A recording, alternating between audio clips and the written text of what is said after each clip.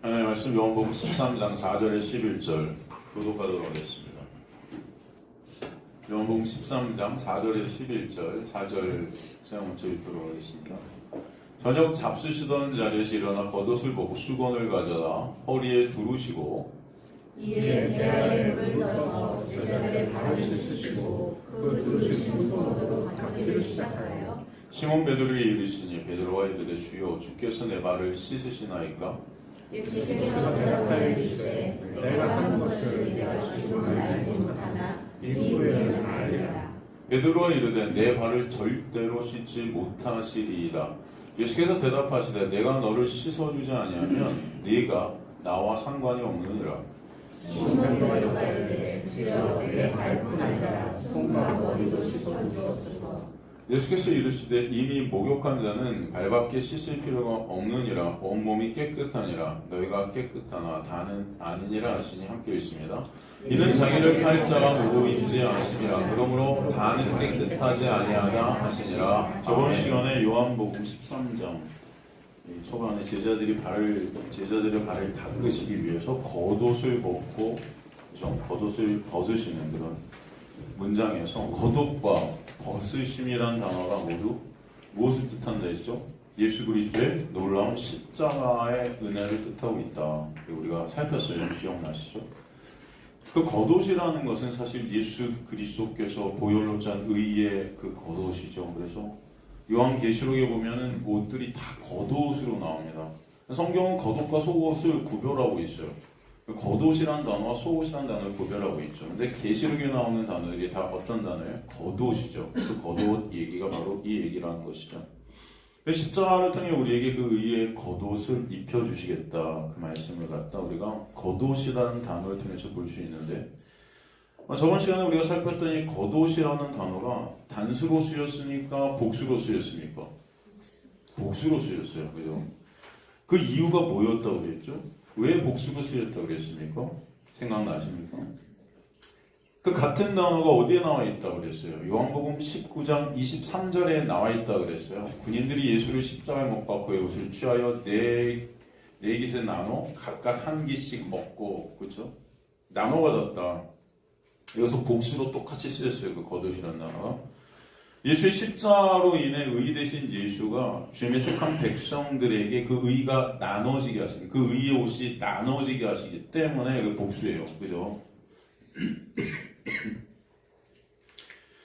또 그 겉옷을 벗고 해서 벗고 하라는 단어가 우리가 굉장히 주목해야 될 중요한 단어라 했습니다. 여러분 기억나십니까? 이 벗고라는 단어, 일반적인 옷을 입고 벗을 때 쓰는 단어가 쓰이지 않았어요. 여기 일반적으로 옷을 벗고 입을 때 쓰였던 단어는 아포디템이라는 단어인데, 여기서 벗고라는 헬라어는 아포디템이가 쓰이지 않고 티템이라는 단어가 쓰였다고 그랬어요. 티템이, 그죠? 굉장히 중요하다고 그랬어요. 이 단어, 그죠? 이 단어의 뜻이 뭐라고 했습니까? 기억나세요? 세우다, 확립하다, 지불하다, 매장하다, 재물을 바치다, 여자를 아내로 삼다. 그죠? 다 무엇을 연상케 합니까? 예수 그리스도의 십자가의 놀라운 은혜를 우리에게 보여주고 있는 단어라면 굉장히 중요해요, 여러분. 그래서 예수께서 십자가에서 희생 제물로 세워지셨다. 그죠? 그러므로 말미암아, 그죠? 그 예수께서 제물로 바쳐지시는 희생 제물로 세워지심으로 말미암아 우리들이 신랑 되신 예수의 신부들, 교회들이 되는 역사, 그 은혜를 이 단어 하나를 통해 볼 수 있다. 이렇게 말씀드렸죠. 그 십자가로 인해 나라는 육이 삭제되어지고 예수 안에 새로운 피조물들이 되어지게 하시는 그 놀라운 역사가 있게 하실 것이다. 그러기에 주님께서 겉옷을 벗으심으로 말미암아 제자들이 신을 벗게 되는 은혜가 있는 거죠. 나라는 그 죄된 육의 실제가 십자가에서, 그죠, 있게 될 것을, 육의 삭제가 십자가에서 있게 될 것을 설명해 주시는 거예요. 그래서 신발을 벗게 되는 것입니다. 이것이 바로 저번 시간에 우리가 살폈던 예수께서 우리를 끝까지 사랑하시는 그 놀라운 그림을 보여주셨던 것을 알 수 있습니다. 그리고 이제 오늘 본문을 통해서 주님께서는 본격적으로 제자들의 발을 씻겨 주시는데, 그렇다면 이 발을 씻겨주시는 의미는 또 무엇인가 우리가 이번 시간에 같이 살피려고 했었죠. 오늘 말씀을 통해 것을 보도록 하겠습니다. 오늘 본문 5절을 보니까 한번 가볼까요? 5절 뭐라고 되어 있습니까? 이에 대야에 물을 떠서 제자들의 발을 씻으시고 그 두르신 수건으로 닦기를 시작하여 이렇게 되어 있어요. 발을 씻기시는 그림을 굉장히 상세히 좀 설명한 것 같아요. 구체적으로. 그죠? 특히 발을 씻기시기 위해 대야에 물을 떠놓으신 것 같아요. 사실은 이런 거를 꼭 뭐 쓸 필요가 있었을까 하는 생각이 여러분 들 수도 있지 않습니까? 그냥 발을 씻겨주셨다 하면 되는데 왜 대야에 물을 떠서 발을 씻기시는 이 글을 썼을까요? 여러분, 그런 의문이 여러분 드실 수 있을 거예요. 대야에 물을 떠서 제자들의 발을 씻기셨다는 문장을 쓰신 이유는 뭐일까? 특히 이 대야에 담겨있는 물이라는 것을 밑줄을 여러분 치시고 주목해야 됩니다. 대야에 담겨있는 물. 구약에 보면 이거 똑같은 그림이 나와요. 오늘 본문의 대야와 같은 것에 그 물을 담고 거기 몸을 씻어 정결케 하도록 명령하신 부분이 구약에 어디 나오냐? 바로 출애굽기 30장 17절에서 21절이에요. 한번 읽어볼까요? 여호와께서 모세에게 말씀하여 이르시되 너는 물두멍을 노수로 만들고 받침도 노수로 만들어 씻게 하되 그것을 회막과 제단 사이의 도구 속에 물을 담으라.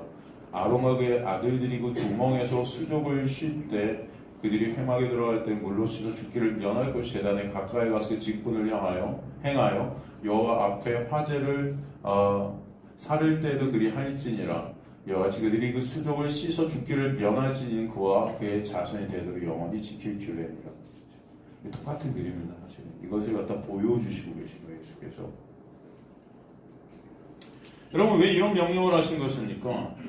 죄인들이 거룩하신 하나님과 만나기 위해 성소에 들어가기 전에는 반드시 지나가야 하는 곳이 있었어요. 그 곳이 바로 어디였다? 물두멍과 제단이었다는 거죠. 그죠? 이것이 의미하는 것이 뭐예요? 출애굽기 30장 지금 우리가 읽었던 이 물두멍. 물두멍이라는 것은 물을 담는 아주 큰 그릇이에요. 그릇이지만 그릇이 아니고 사람보다 더 큰 그 노수로 만든 아주 큰 물을 담는 그런 항아리 같은 거, 그렇게 그림으로. 제가 여러분 여기 어디 있느냐?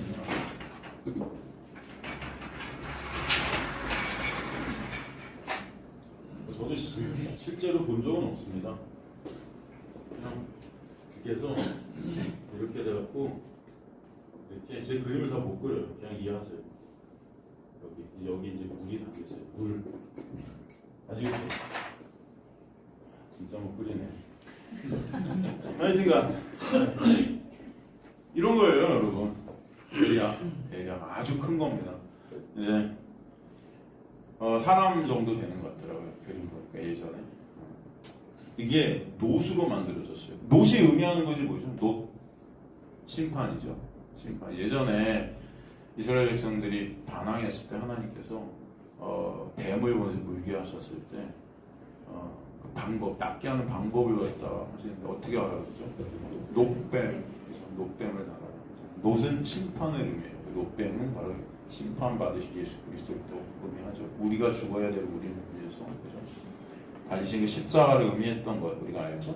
그러니까 죄인들이 하나님을 만나기 위해서는 제단에 피가 뿌려지고 물두멍에서 정결케 되어야 된다. 즉 물과 피를 통과해야 된다. 그래야 하나님을 만나도 죽지 않는다. 이것을 의미했던 거죠. 이것을 통해 하나님께서 그들에게, 우리에게 보게 하시는 것이 무엇입니까? 십자가에서 뭐와 뭐를 쏟으신? 물과 피를 쏟으신 예수 그리스도를 의존하지 않고, 그를 통과하지 않고, 그를 말미암지 않고는 하나님 앞에 설 수 있다, 없다? 없다라는 것을 보여주시는 거였어요. 그래서 이 물두멍에 담긴 물은 물세례를 의미하기도 했어요. 물세례. 그 물세례라는 것은 나라는 육의 죽음이지 않습니까? 그 죽음을 누구와 함께 하셔서 예수가 함께 해주셔서 그 안에서 우리가 예수와 함께 살게 되는 놀라운 은혜가 있게 하시는 것이죠. 그 나라는 육의 죽은 자리에 예수의 피, 그 생명이 부어져서 바로 하나님 앞에 예수의 그 의의 보혈로 짠 의의 옷을 입고 서게 되는 놀라운 생명의 역사를 보여주시는 거였어요. 그래서 예수께서 이 땅에 오셔서 죄가 없으신 주님임에도 불구하고 세례 요한한테 뭘 받으세요? 물세례를 받으시는 거예요. 그건 뭐예요? 그렇게 해야, 주님께서 뭐라고? 그렇게 해야 그 물세례를 받아야 뭘 이룬다 그러세요? 의를 이룬다 그렇게 말씀하셨잖아요. 여러분 기억나세요? 그래야 의를 이룬다. 의가 뭡니까? 디카이오스네. 그 의는 뭐예요? 의가 뭐예요? 간단한 말로 관계라 그랬죠. 의는 뭐다? 관계다. 다시 의는 뭐다? 관계다. 어떤 관계? 예? 의란 디카이오스는 피조물은 피조물의 자리에서, 창조든 창조주의 자리에서 자신의 의무를 다하는 걸 의라 그래요. 그죠? 그럼 피조물은 어떤 의미를 다하는, 어떤 의무를 다하죠? 창조주가 부어주시는 은혜만을 바라보는 거예요. 그래서 창조주는 어떤 의무를 다하죠? 매 순간 그 은혜를 우리에게 어떻게 하세요? 부어주세요. 그게 관계예요. 그 관계가 어떻게 이루어지는 거예요? 예수 그리스도의 십자가의 놀라운 보혈로 이루어지는 거잖아요. 그죠, 여러분? 그것을 위해서 주님께서는 나와 함께 죽으시는 그 물세례, 그것을 갖다 받으셔서 나와 연합되시는 것입니다. 그래서 그 나와 예수 그리스도가 관계되어지는 것, 그걸 의라 그래요. 의. 그죠? 그래서 의 대신 예수와 우리가 연결되어지는 역사가 있게 하셨던 것이죠. 우리로 이 땅에 심판받으심으로 심판받아 수장되어야 될 우리가 살게 되는 은혜, 그렇게 죽어야 될 우리로 죽으시고 피로 생명을 부어주셔서 십자가의 제물 대신 예수 그리스도의 그 은혜를 물두멍의 물과 제사 즉 물과 피를 통과해야 할 오직 예수로만 하나님 앞에 설 수 있음을 보여주시는 그림이었다라는 것을 알게 하시는 거죠. 그래서 그 물두멍이라는 것은 사실 예수 그리스도의 십자가의 은혜가 아니고서는 하나님 앞에 우리가 설 수 없는 가망 없는 자들임을 보여주시고 그 십자가 예수를 보라고 주시는 명령이었어요. 그런데 그것을 갖다 그들은 전통처럼 만들고 율법으로 만들어서 그것을 갖다 행하는 행함을 통해 자신들의 의의를 챙겼던 거죠, 유대인들이. 그래서 그것을 음식 먹을 때도 이 정결 예식을 꼭 행해야 됐었어요. 그럼 가나의 혼인잔치에 보면은 이 정결 예식을 행하는 도구가 나오는데 몇 개의 도랑아리가 나와요? 6개의 도랑아리가 나오죠. 그게 바로 이게 이 손과 발을 씻는 물두멍과 같은 것이었습니다. 근데 그 숫자가 뭐예요? 6이라 그랬죠? 불완전수예요. 그 율법은 온전히 할 수 있다 없다? 없다는 거예요. 그것을 예수께서 오셔서 피로 바꾸신, 포도주로 바꾸시는 놀라운 은혜를 베풀어 주심으로 바로 하나님의 천국 잔치는 오직 누구로만 된다? 예수로만 된다는 것을 우리에게 설명해 주셨던 거죠. 그래서 그 율법을 통해 자신들의 힘과 노력을 하나님 앞에 설 수 있다 착각하면서 자신들의 영광을 챙기는 유대인들의 모습을 거기서 우리는 보게 됩니다. 유대인들은 이 전통을 율법으로 만들어 그것을 지킴으로 의를 쌓고 자신들의 영광을 챙기고 그것으로 다른 사람들도 정죄하는 하나님의 자리에 앉아 있었던 자였죠. 그리고 예수의 제자들이 손을 씻지 않고 음식을 먹은 적이 있단 말이에요. 그때 바리새인들은 그것을 문제 삼죠. 문제 삼아갖고 그들의 제자들의 불결과 부정을 정죄했던 그런 모습이 나오지 않습니까? 그때 주님께서 바리새인들한테 뭐라고 그러셨습니까, 여러분?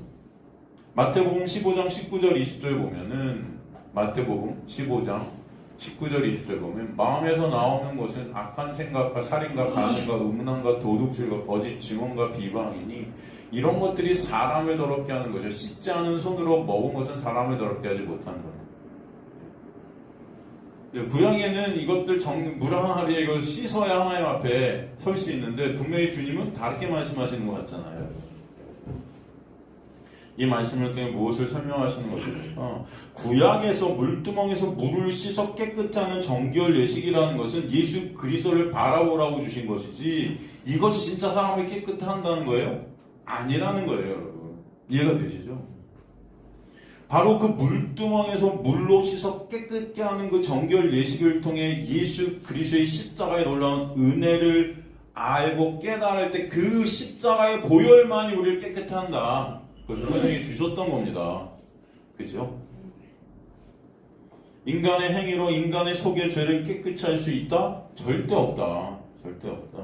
인간의 속을 깨끗이 하기 위함은 오직 예수 그리스도의 십자가의 보혈 밖에는 없다. 그것을 뭐라고 하신 것입니다. 그러기에 십자가를 통한 예수님과 연합이 되는 교회의 탄생을 성소의 번제단과 물두멍의 그림을 통해서 우리에게 설명해 주셨던 것이죠. 그래서 에베소 5장 25절에서 27절을 보면 남편들아 아내 사랑하기를 그리스도의 교회를 사랑하면서 교회를 위하여 자신을 주신 같이 하라. 그죠? 이것은 교회와 성도와 하나님과의 관계, 예수와의 관계를 갖다 설명해 주시는 거였어요. 이는 곧 물로 씻어 말씀으로 깨끗게 하사 거룩하게 하시고 자기 앞에 영광스러운 교회로 세우사. 뭐예요? 신랑 대신 예수께서 교회된 아내를 갖다 하나님 앞에 세우는 방법을 갖다 설명해 주셨던 거예요. 그죠, 여러분? 그래서 물과 그죠? 피가 등장하는 것입니다. 물로 깨끗게 한다.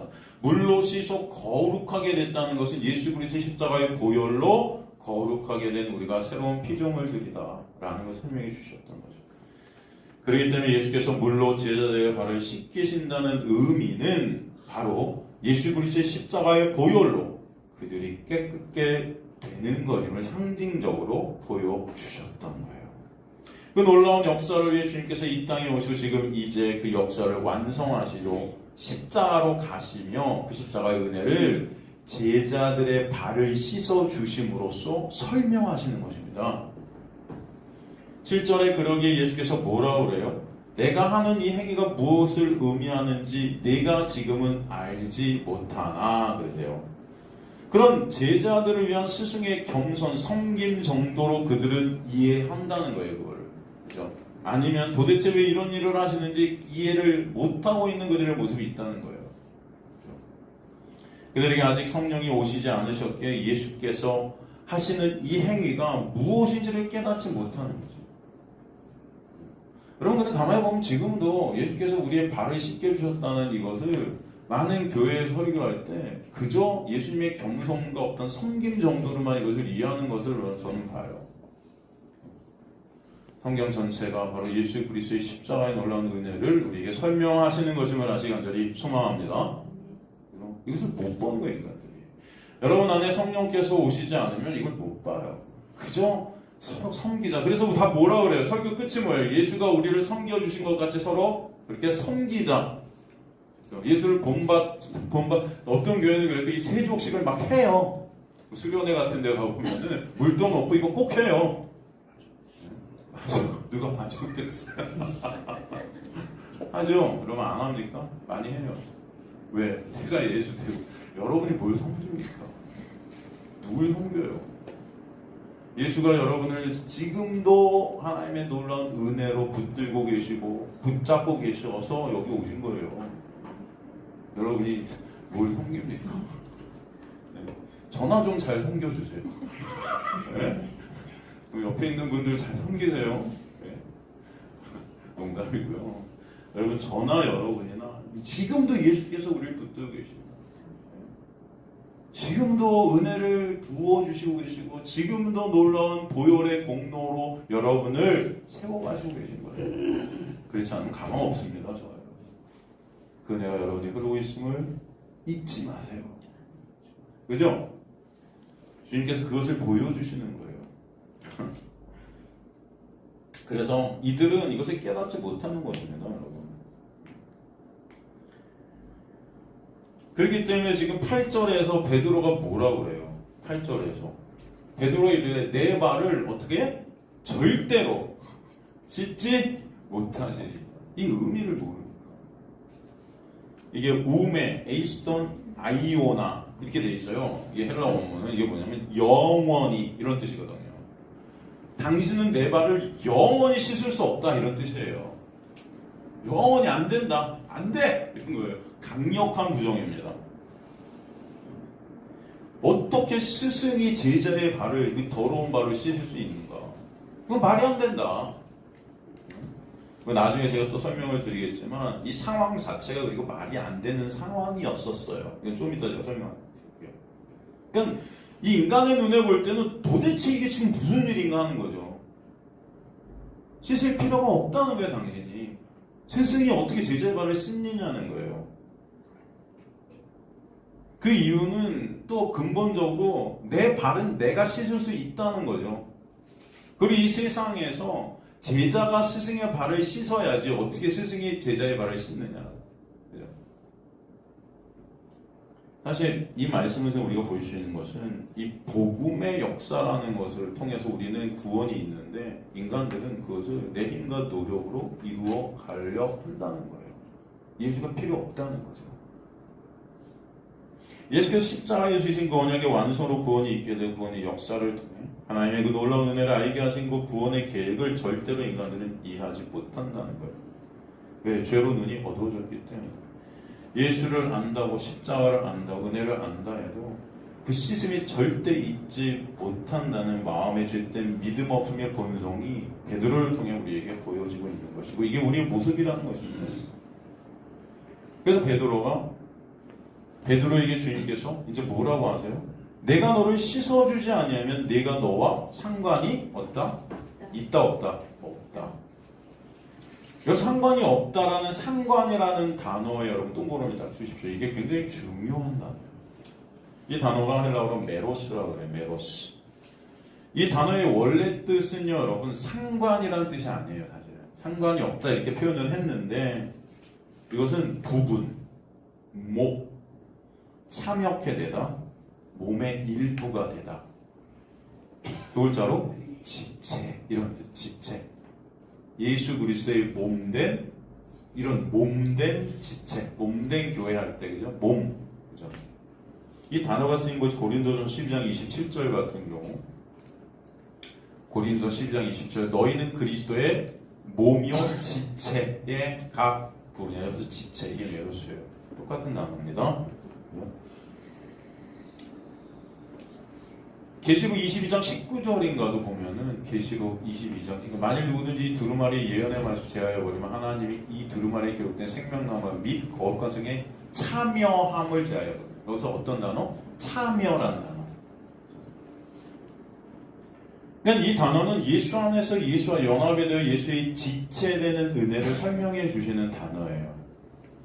다른 말로 예수의 몸, 교회됨을 설명하시죠. 즉 내가 너를 씻어주지 않으면 내게는 구원이, 교회됨이, 나의 몸된 지체됨이, 하나의 백성됨이 있을 수 있다 없다? 없다. 없다. 그러게 예수께서 제자들의 발을 씻기신 그 씻김이 단순한 씻김이 아니라 제자들을 예수님의 몸된 교회로 만드시기 위한 씻김이다. 구원을 주시기 위한 하나님의 나라의 왕노릇에 참여하게 되는 하나님의 나라의 백성됨을 위한 씻김이다.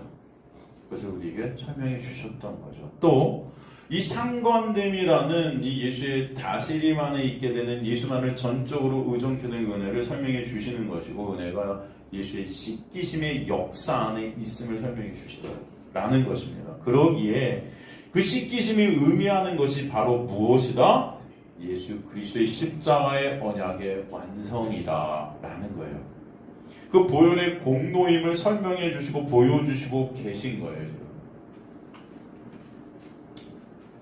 출애굽기 21장 2절에서 6절 보면은 출애굽기 21장 2절에서 6절은 내가 히브리 종을 사면 그는 6해 동안 섬길 것이요 6째 해에는 몸값을 물지 않고 나가 자유인이 될 것이며 만일 그가 단신으로 왔으면 단신으로 나갈 것이요 장가 들었으면 그의 아내도 그와 함께 나가려니와 만일 상전이 그에게 아내를 주어 그의 아내가 아들이나 딸을 낳았으면 그의 아내와 그의 자식들을 상전에게 속할 것이요 그는 단신으로 나갈 것이로되 만일 종이 분명히 말하기를 내가 상전과 내 처자를 사랑하니 나가서 자유인이 되지 않겠노라 하면 상전이 그를 데리고 재판장에게로 갈 것이요 또 그를 문이나 문설주 앞에 데려가서 그것에게 송곳으로 그의 귀를 뚫을 것이라 그는 종신토록 그 상전을 어떻게 하다? 섬기리라. 이게 무슨 말씀입니까? 이 말씀이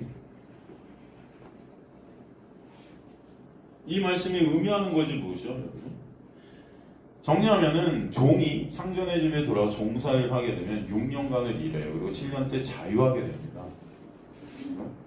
여기서 6이라는 숫자는 무엇을 말하느냐? 이 세상을 뜻하죠. 율법 안에 세상.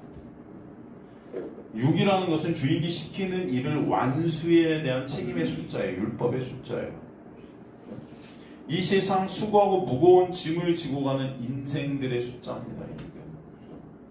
근데 여기서 그 종이 상전의 집에서 결혼케 돼 아이를 낳으면 아이와 부인을 데리고 나갈 수 없어요.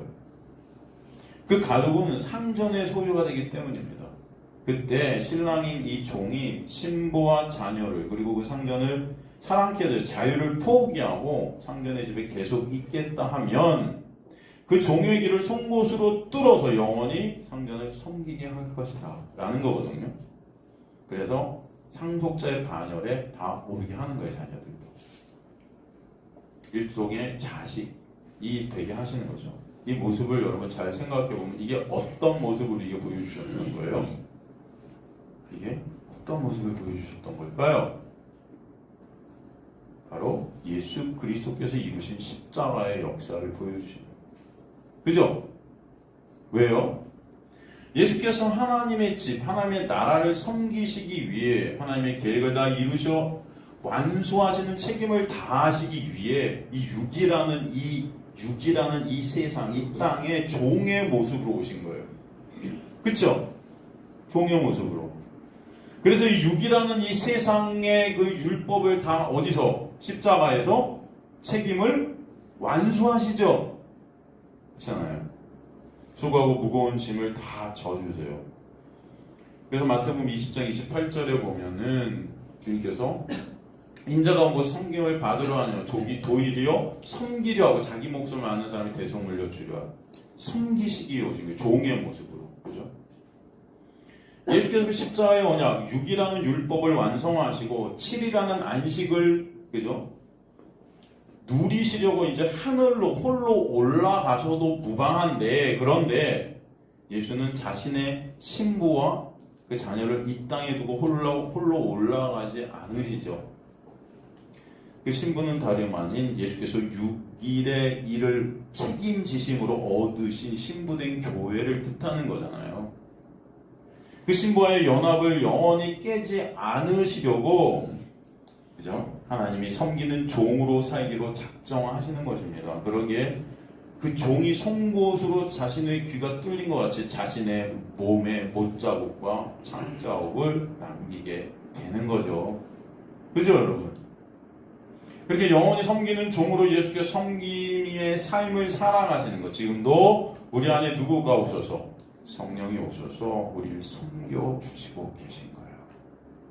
이 땅 가운데 지금도 우리를 끌고 계시고 인도하고 계시고 역사하고 계시고 그죠? 예수의 은혜가 뭔지를 보게 하시는 섬김이 있게 하시는 것입니다. 그 섬김이 바로 십자가의 못자국으로 보여주신 것이고 그 섬김을 오늘 본문에서 씻김이라는 그림으로 보여주고 계신 거예요. 그 십자가의 섬김이 바로 영원히 우리를 주님의 아내들로 삼으시는 구원의 역사임을 보여주셨던 거죠. 그 예수의 섬김이 아니면 우린 모두 없음이고 저주이고 죽음인 것입니다. 지금도 우리가 주님의 그 은혜의 부어짐으로 인해 이 자리에서 말씀으로 그 은혜를 그의 본체신 예수를 알게 해주시는 섬김이 있게 하시는 거예요.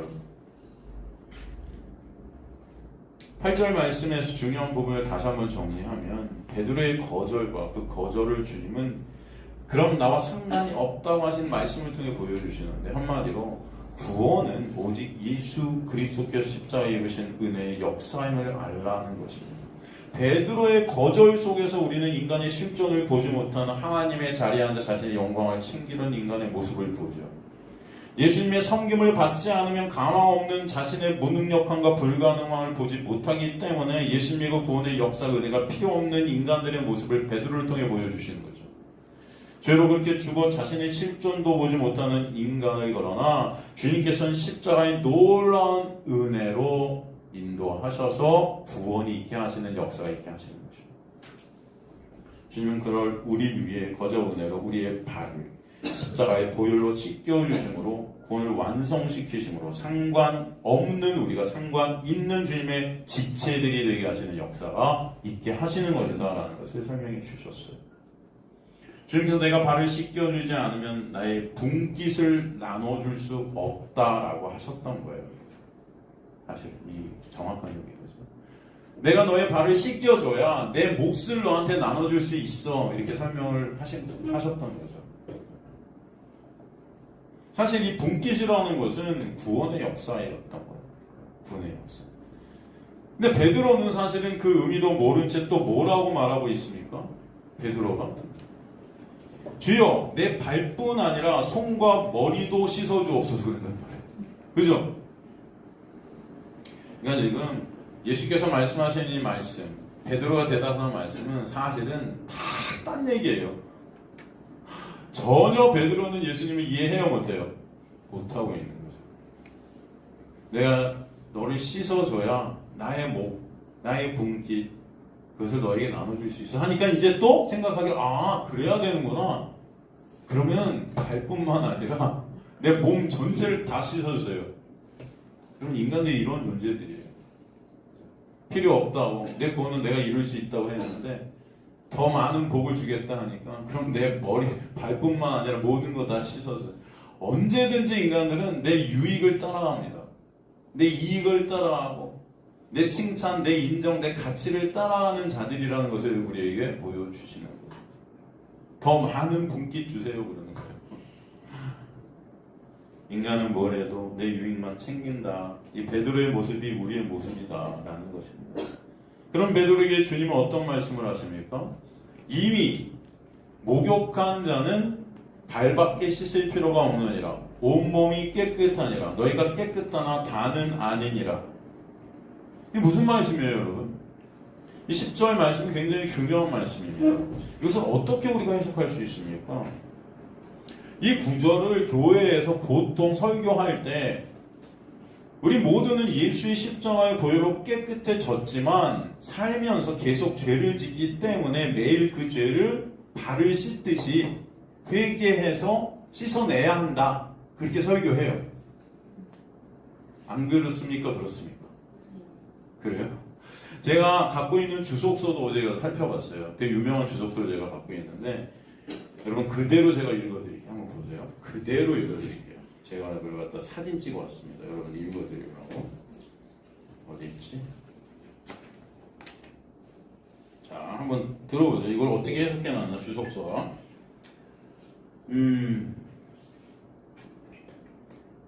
이미 제자들은 예수의 사역을 물려받은 자들로 그 일을 위해 세상 모든 일들을 포기하였다. 포기하긴 뭘 포기해요. 나중에 다 예수님 돌아가시니까 다시 고기 잡고 있었던데 다 찾아. 그리고 제자들은 그동안 예수의 말씀을 통해서 훈련받고 이미 그들의 신앙 고백을 통해서 예수께서 주이시며 그리스도이시며 하나님의 아들이심을 고백했다. 이게 마태복음 16장 16절을 기반으로 해서 이런 주석을 내놨는데 그때 베드로가 그러잖아요. 주는 하나님의 아들이시오, 그죠? 그리스도 신이이다. 근데 이게 베드로의 실력이래요? 아니잖아요. 그 다음 구절이 뭐래요? 이건 베드로가 고백한 게 하늘에서 그렇게 고백해 한 것이다 라고잖아요. 근데 이 주석서가 이렇게 지금 인본주의적으로 해석을 해놓은 거예요. 이게 베드로가 그것을 아는 것 같이 스스로. 그죠? 그래서 이미 그들의 신앙 고백을 통해 예수께서 주이시며 그리스도이시며 하나님의 아들이심을 고백했다. 따라서 제자들은 이미 목욕한 상태에 있었다. 이제 제자들에게는 단지 발 씻을 일, 곧 매일의 삶 속에서 범하는 죄악들을 회개하고 성화를 이루어 나가는 일만 남아 있었던 것이다. 웃기고 있네. 이게 지금 여러분 주석서가 말하는 건데 웃기고 있네. 진짜 말도 안 되죠.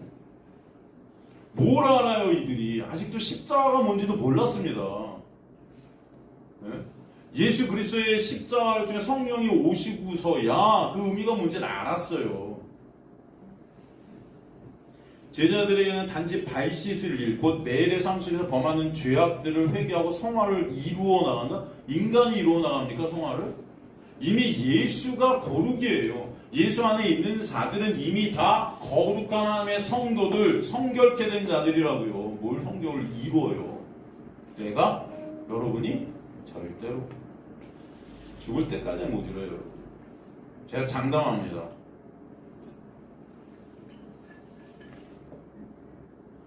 성화를 이루어 나가는 일만 남아있었던 것이다. 마찬가지로 성도는 그리스도의 피로 이미 깨끗해졌지만 때때로 범하는 허물을 뭘 때때로 범해요. 매일 매 순간 범하죠. 여러분.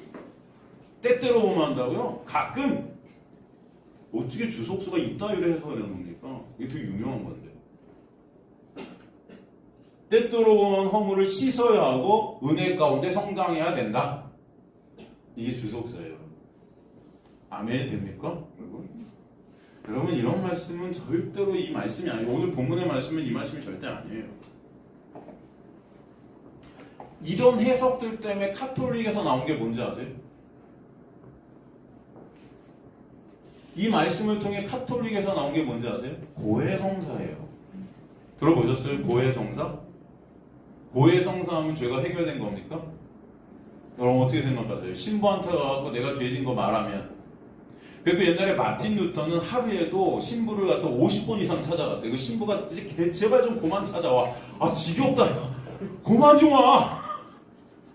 마틴 루터가 가다가 죄진 게 생각나면 또 찾아가고, 생각에 또 내가 이런 죄는 또 찾아가고, 신부한테 하루에 매일 50번 이상 찾아가고 죄를 고했대요. 그래야 천국 가는 줄 알고.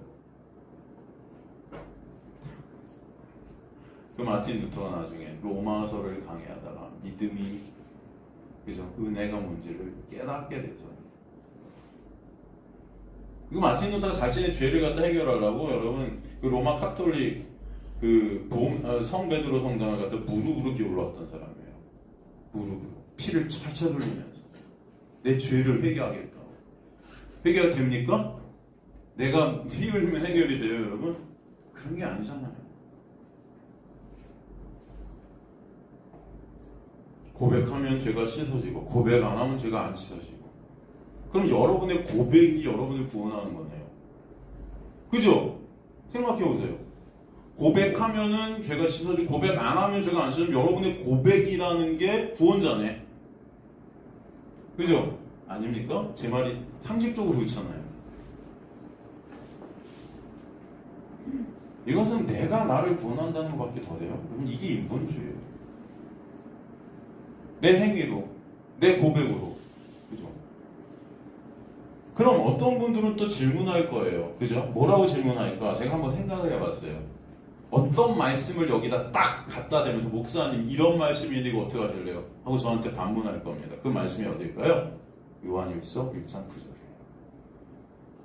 만일 우리가 우리 죄를 자백하면 그는 미쁘시고 우리 죄를 사하시면 우리의 모든 불의에서 깨끗하게 하실 것이요. 그죠?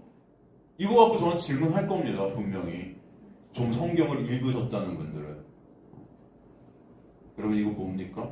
이거 제가 설명해 드렸죠? 기억나세요? 어떤 말씀이죠 이게? 9절 말씀이? 보세요. 자백해야 용서되고 깨끗하게 된대요. 자백해야. 그죠? 제가 항상 그랬어요. 항상 말씀은 한 구절을 딱 따서 읽으면 안 돼요. 앞뒤 말씀을 다 연결해서 보라고 했죠, 여러분. 그죠?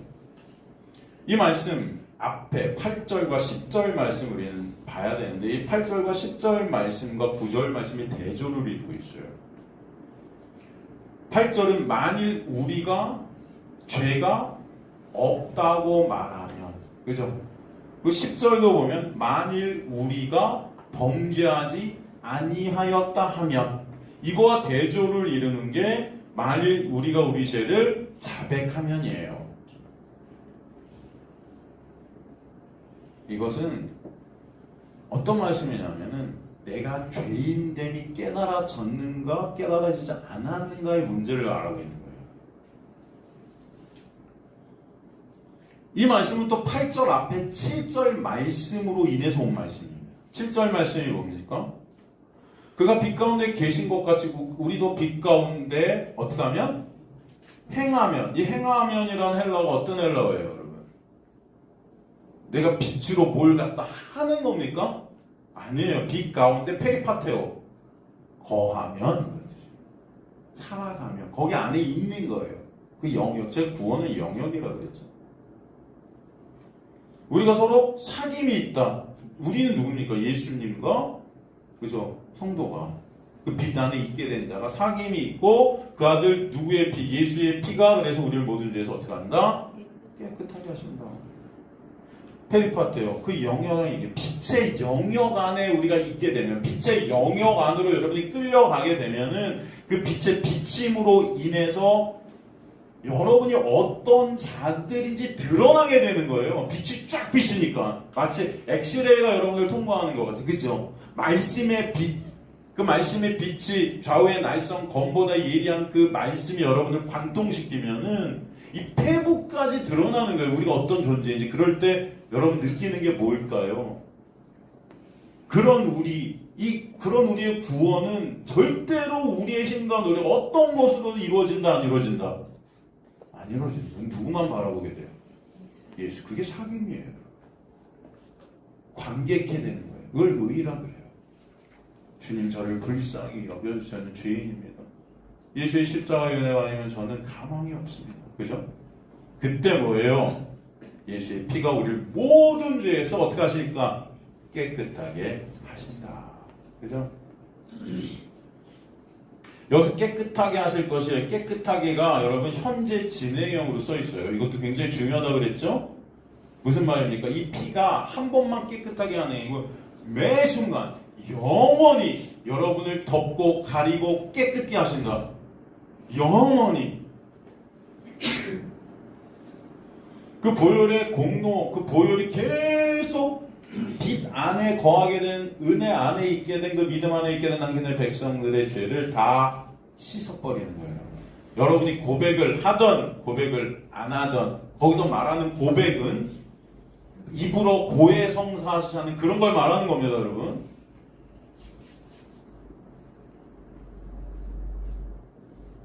그 비단에서 그러기에 당연히 내가 어떤 자임이 깨달아져요? 죄인임이 깨달아지죠.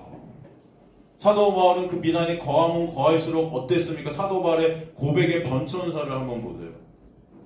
맨 끝에는 뭐라고 해요? 결국 내가 죄인 중에 괴수다. 아시겠습니까, 여러분? 그 말씀과 연결된 말씀이 9절 말씀이에요. 더 정확히 원어로 제가 설명해 드릴게요. 원어로. 우리 죄를 자백하면 에안 호몰로고멘 타스 하마르티아스 헤몬 이렇게 돼 있어요. 이게 만일 우리가 우리 죄를 자백하면 9절 말씀. 이게 여기서 보면은 이제 자백한다는 단어가 헬라어로 호몰로게오를 썼단 말이죠. 호몰로게오는 사실 자백한다는 뜻도 물론 있겠지만 이 중요한 뜻은 뭐냐면은 시인하다예요. 어떤 뜻이다? 시인하다, 인정하다예요. 인정하다. 내가 죄인임이 시인되어지고 인정이 되어진다는 거예요. 이해가 되십니까, 여러분? 이게 현재형으로 쓰였어요. 그러니까 어떤 뜻이에요? 내가 뭘 해도 죄인임이 인정되는 거예요. 뭘 해도. 착한 일을 해도 인간의 눈으로 볼 때는 착한 일, 좀 괜찮아 보이는 일을 하지만 뭘 해도 나는 죄만 생산하는 죄인임이 깨달아지는 겁니다. 이게 인정되어지고 시인되어지는 거예요. 이걸 자백한다 이렇게 표현했을 뿐이에요, 여러분. 해석을. 이게 바로 예수 안에 있게 된 자들이에요. 예수 안에 있게 된 자들은 내가 뭘 해도 죄만 생산할 수밖에 없는. 그래서 지금도 예수의 은혜가 아니면 나는 없음입니다라는 고백이 있게 하신다는 거예요. 그래서 누구만 바라봐요? 믿음의 죄 온전케 하신 이인 예수만을 바라보게 되는 것이에요. 예수가 아니면 안 되는 죄인 중에 괴수가 나입니다라는 고백. 그래서 중요한 것은요, 여러분, 이 고백이 중요한 게 아니에요. 내가 누구 안에 있는가가 중요한 거예요. 여러분이 예수 안에 있게 되면은 반드시 이 시인됨이 있게 됩니다. 하나님의 은혜가 여러분을 삼키게 되면 반드시 이 죄된 나의 존재론적인 인정이 있게 돼요. 그 자가 바로 주님의 놀라운 은혜 안에서 매 순간 씻겨지는 자들이에요. 여러분이 뭐라? 그래서 예수 안에 있는 자에게는 결코 뭐가 없다? 정죄함이 없느니라. 씻겼기 때문이다. 그 영역 안에 있기 때문에.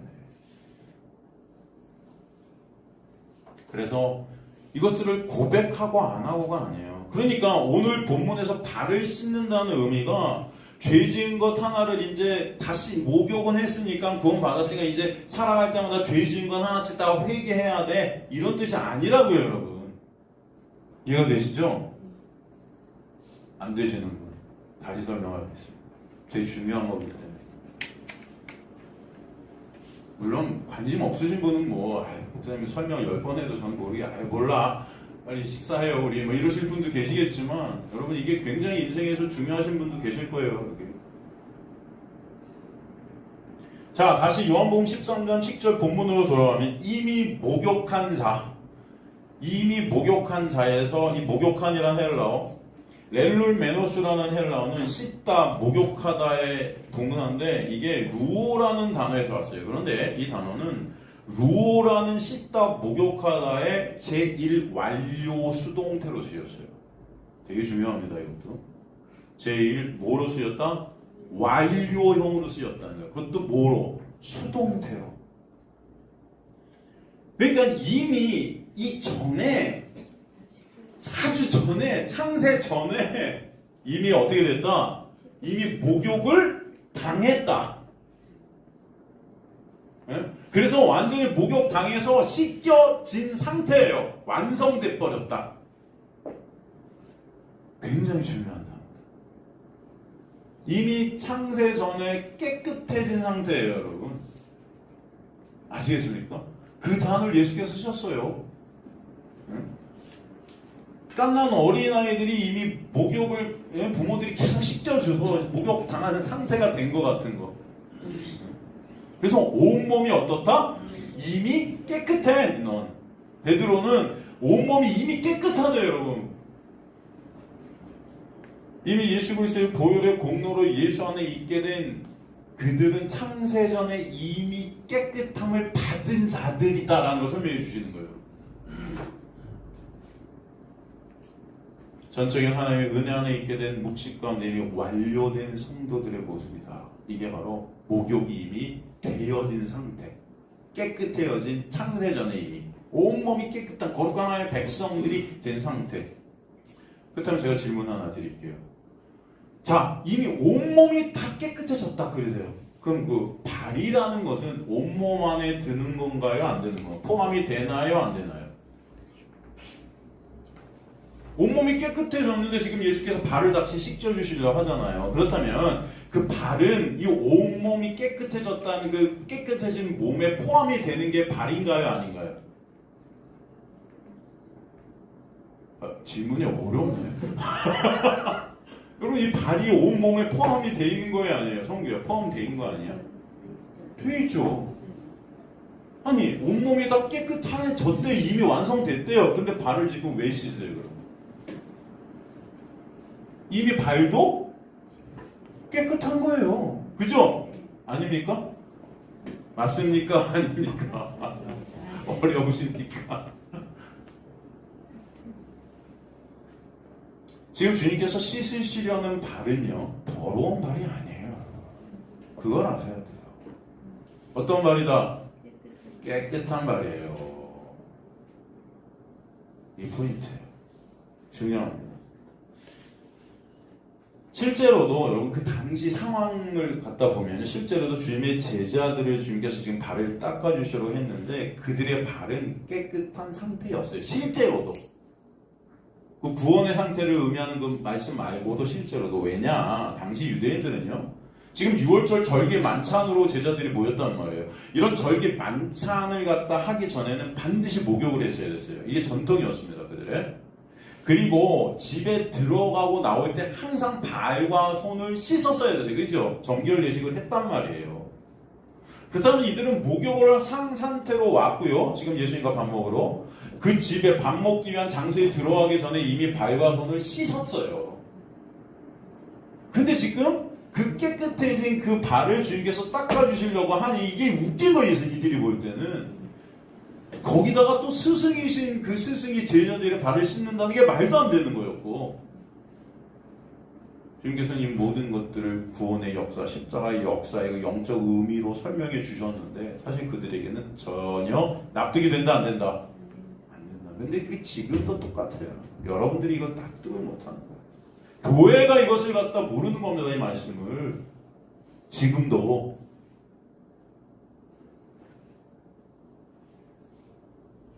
주님은 그 발을 닦으시면서 이미 목욕한 자는 온몸이 깨끗하니 당연히 발도 이미 깨끗한데 그 깨끗한 발을 내가 씻어줘야 너와 상관이 있다 그러신단 말이에요.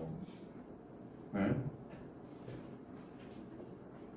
그게 무슨 말씀이에요? 왜 이것을 주님께서 보여주실까요? 그 이유가 뭘까요, 여러분?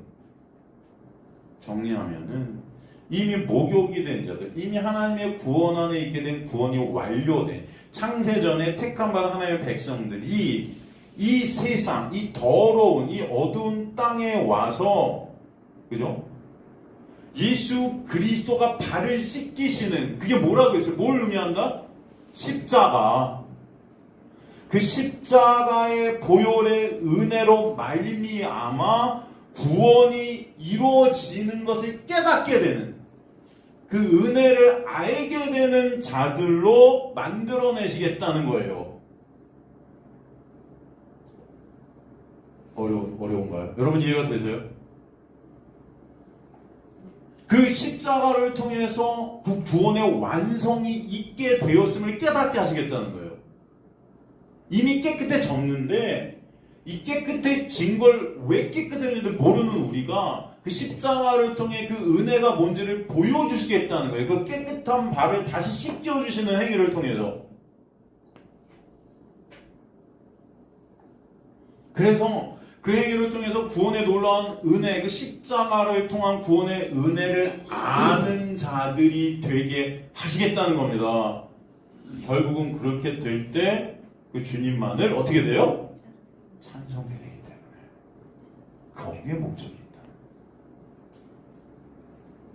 그 은혜를 잊지 말라는 거예요.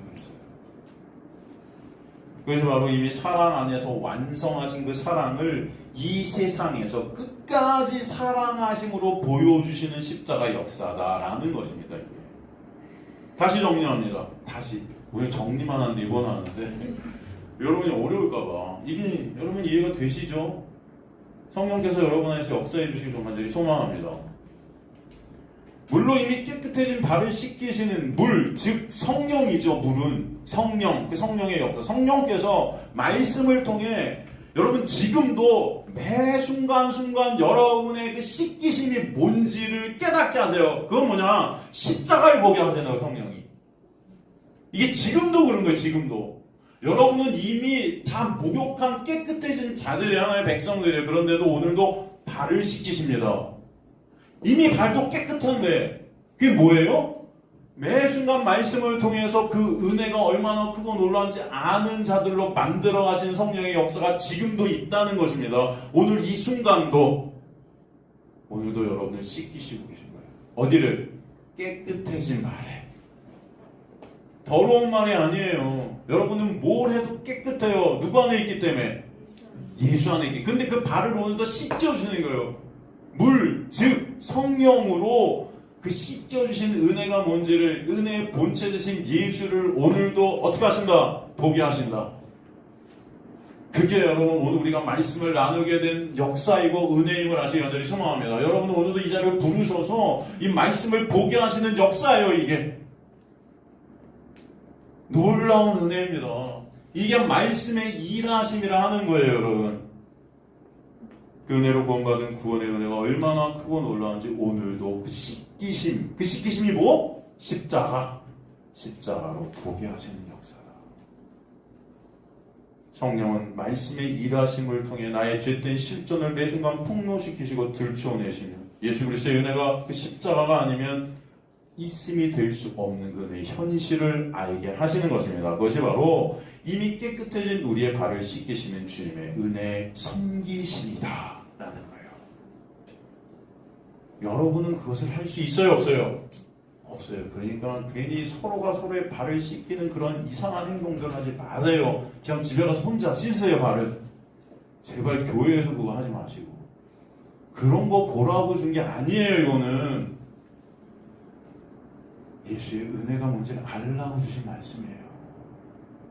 그 은혜가 뭔지 모르니 여러분이 스스로 그것들을 해갖고 의를 쌓으려 하잖아요. 인간들이. 완전히 그거는 정반대예요. 여러분.